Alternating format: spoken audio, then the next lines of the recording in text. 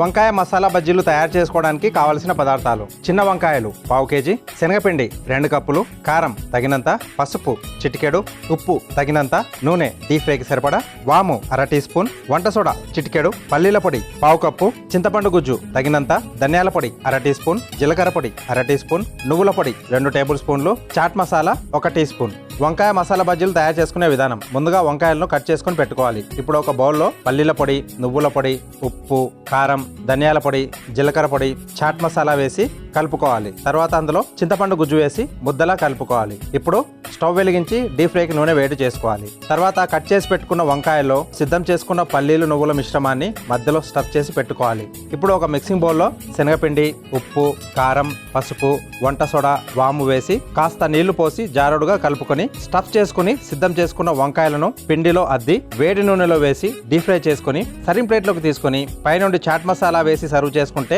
వంకాయ మసాలా బజ్జీ రెడీ.